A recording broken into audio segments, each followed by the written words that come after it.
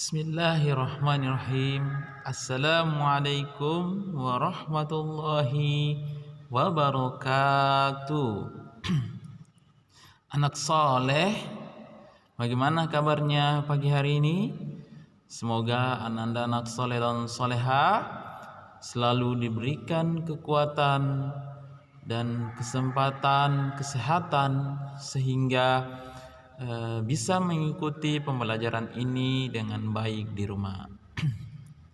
Alhamdulillah, Ananda anak soleh dan soleha, kembali kita bersyukur atas kehadirat Allah Subhanahu wa Ta'ala, karena pada pagi hari ini kita masih diberikan nafas oleh Allah Subhanahu wa Ta'ala sehingga kita bisa menghirup udara segar di pagi hari ini. Nah, anak-anak soleh dan soleha, kembali berjumpa dengan Ustadz Gusman dalam pembelajaran tematik. Nah, alhamdulillah anak-anak soleh dan soleha, sebelumnya kita telah melaksanakan PTS tengah semester ya. Jadi pelatihan tengah semester. Alhamdulillah Ananda sudah menyelesaikan soal-soalnya dan semoga Ananda semua mendapatkan nilai yang baik. Amin ya rabbil alamin. Nah, selanjutnya kita akan lanjutkan pembelajaran kita yang sebelumnya. Nah, pembelajaran kita selanjutnya adalah tema 6 subtema 2 pembelajaran energi. Pembelajaran 6 perubahan energi. Nah, anak-anak soleh dan soleha, sebelum kita lanjut pada pembelajaran kita, alangkah baiknya kita berdoa kepada Allah Subhanahu wa Ta'ala. Nah, sikap berdoa, tangan diangkat, kepala ditundukkan, berdoa dimulai. A'udzu billahi minasyaitonir rajim. Bismillahirrahmanirrahim. Rabbi zidni ilman warzuqni fahman. Amin. Alhamdulillah, kita telah menyelesaikan doa bersama ya, anak-anak soleh dan soleha. Nah, lanjut ya. Oke, anak-anak soleh dan soleha, silakan dibuka bukunya halaman 96 ya, pada pembelajaran 6 subtema 2. Nah, silakan perhatikan teks di buku Ananda. Kalian sudah mempelajari bahwa perubahan energi selalu terjadi kapanpun dan dimanapun. Seringkali kita tidak menyadari terjadinya perubahan energi. Nah, contohnya ketika menonton televisi, kalian tidak menyadari bahwa telah terjadi perubahan energi listrik menjadi energi cahaya. Nah, perhatikan gambar di layar Ananda. Nah, di situ ada seseorang yang nonton televisi. Nah, jadi televisi menghasilkan energi cahaya. Terjadi perubahan energi listrik menjadi energi cahaya. Nah,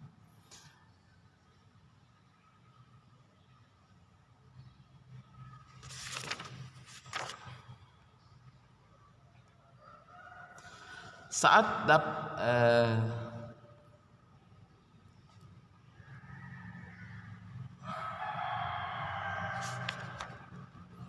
selanjutnya, energi adalah karunia.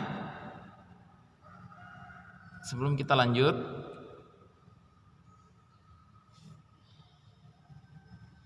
nah sekarang susunlah informasi perubahan energi mulai dari bangun tidur sampai kamu tiba di sekolah. Lihat tabel berikut ya. Nah, peristiwa atau kegiatan, kemudian perubahan energi. Peristiwa atau kegiatan contohnya adalah menyalakan lampu kamar tidur. Nah, perubahan energi yaitu perubahan energi listrik menjadi energi cahaya. Kemudian apalagi contoh yang berikutnya Nanda? Menyalakan pompa air untuk mengisi bak mandi. Nah, kemudian perubahan energi listrik menjadi energi gerak. Kemudian peristiwa atau kejadian, ibu menanak nasi menggunakan penanak nasi listrik. Nah, perubahan energinya itu perubahan energi listrik menjadi energi panas. Kemudian berangkat ke sekolah naik sepeda. Perubahan energinya yaitu perubahan energi kimia menjadi energi gerak. Kemudian berangkat ke sekolah naik sepeda.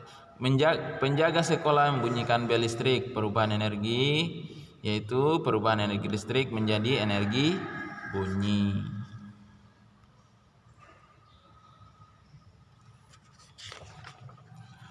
Energi adalah karunia Tuhan yang sangat besar. Manusia tidak mampu menciptakan energi. Manusia juga tidak mampu memusnahkannya. Manusia hanya mampu mengubah bentuknya. Perubahan energi dari satu bentuk ke bentuk lainnya. Perubahan inilah yang dapat dimanfaatkan. Jadi, anak-anak soleh dan soleha, energi itu adalah karunia dari Allah Subhanahu wa taala yang sangat besar.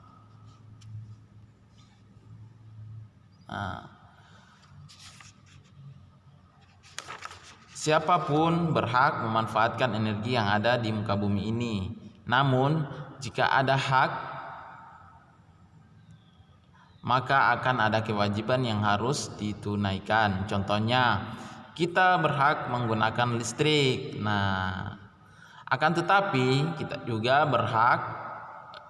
juga berkewajiban membayar rekening listrik. Nah, itu ya. Nah, sekarang lengkapi tabel berikut dengan isi dengan hak dan kewajiban yang saling berhubungan. Selain itu juga yang terkait dengan penggunaannya. Nah, anak-anak soleh dan soleha, hak.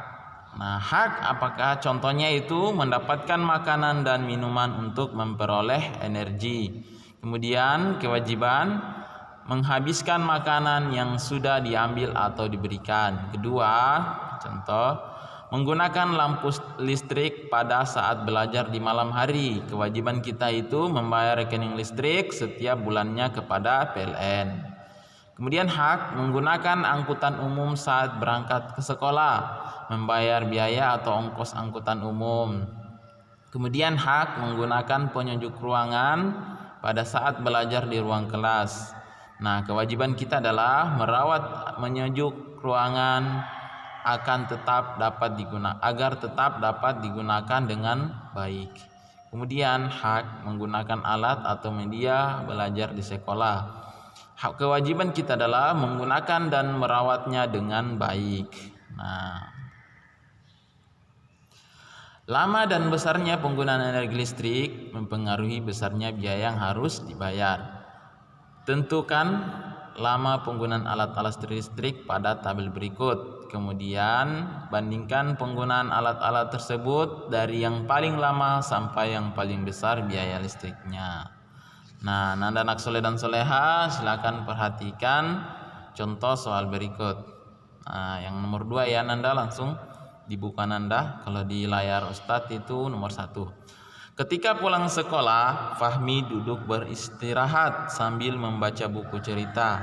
Dia membaca dari pukul 13.30 sampai dengan 14.30. Jadi kalau jam 1:30 sampai 2:30 sore ya, hari sepulang mengaji. Fahmi melanjutkan membaca buku dari pukul 17 sampai 17.30. Kapan Fahmi membaca lebih lama? Nah, sekarang kita jawab pertanyaan yang pertama. Fahmi membaca lebih lama siang hari. Nah, siang hari kita mulai dari siang hari ya, jam 13.30. Lamanya sama dengan waktu selesai dikurangi dengan waktu mulai. Nah, waktu selesai yaitu pukul 14.30 sampai dengan pukul 13.30. Dikurangi dengan waktu lama ya, waktu mulai ya, yaitu 13.30. Nah, Jadi pengurangannya seperti ini ya Nanda, 14 30 dikurang 13 30 sama dengan 01.00. Jadi waktu selesai lamanya adalah 1 jam. Kemudian di sore hari sama seperti menyelesaikan yang di atas ya. Waktu selesai dikurangi dengan waktu mulai. Nah, waktu selesainya yaitu 17.30. Sedangkan waktu mulainya 17.00. Jadi dikurangi 17.30 dikurangi 17.00, hasilnya adalah 30 menit.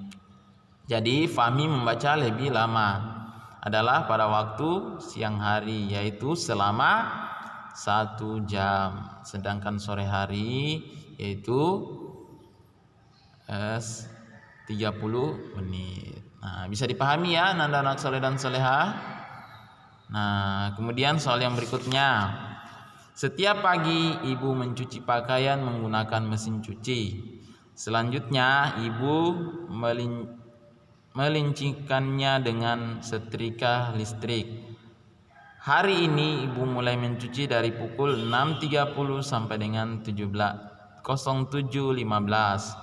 Kegiatan menyetrika dilakukan dari pukul 14.00 sampai dengan 15.30. Kegiatan mana yang lebih singkat? Nah, yang di sini ditanyakan yang lebih singkat ya Nanda. Tadi soal sebelumnya yang ditanyakan yaitu yang mana yang lebih lama. Sekarang yang lebih singkat.